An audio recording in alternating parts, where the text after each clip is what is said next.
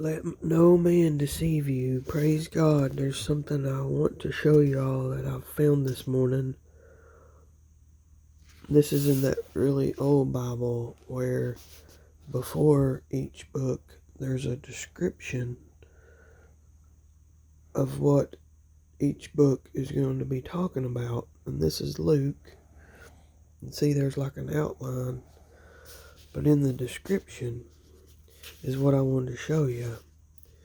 So a few weeks ago, or I can't remember who it was, but it's some religious leader of our day, and I do that in quotes. Some minister that I've listened to until it's come about lately that I realize that they have scales on their eyes still because they won't speak to the truth of a lot of people who are still or were in Palestine who have been genocided in the last couple months, or at the very least displaced by the synagogue of Satan. But there was some minister who said Palestine didn't even exist in Jesus' day, that there was no such thing as Palestine. And I just want to show you right here from, like I say, this Bible is pretty old. I mean, it's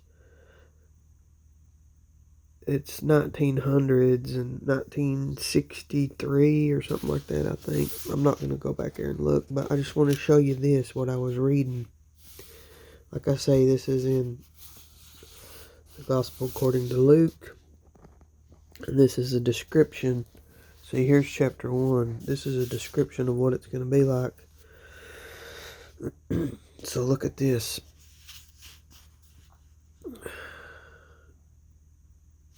I can read it from the beginning if you want, or you can just look at it on the page, pause the page.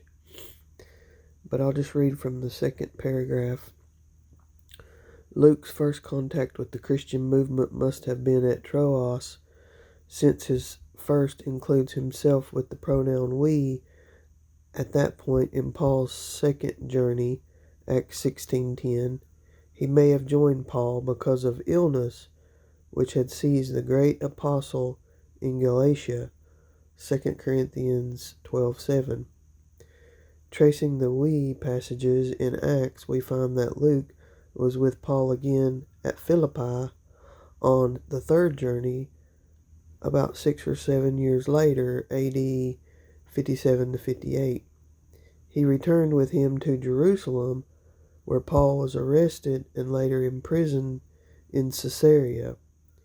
Many scholars believe that Luke collected much of the material for his gospel, from which he made an orderly account, Luke 1:3, during the 2 years that Paul waited in the Caesarean prison for his transfer to Rome.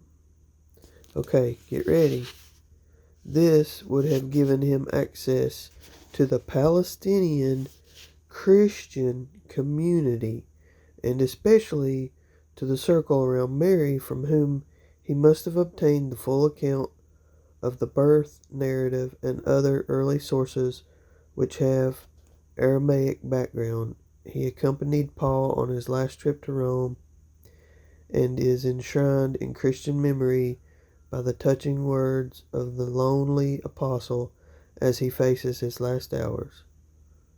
Only Luke is with me, 2 Timothy 4:11. So Luke was a physician, and it seems that he was Paul's physician for a number of years as Paul was failing in health and being imprisoned. But what's so important that I want y'all to hear, just one ear, hear this. It says, when he was with Luke in Caesarea, or when he was with Paul in Caesarea, this would have given him access to the Palestinian Christian community.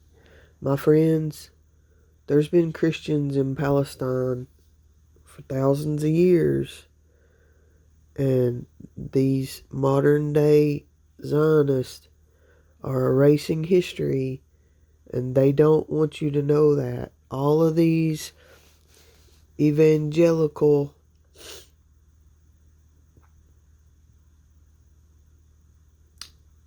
air quotes again, men of God, whether they know it or not, they're not telling the truth. Palestine has been around right there. It's written in this old Bible. So any one of those preachers who tries to say that Palestine wasn't around, they're lying and they need to be rebuked. Much love.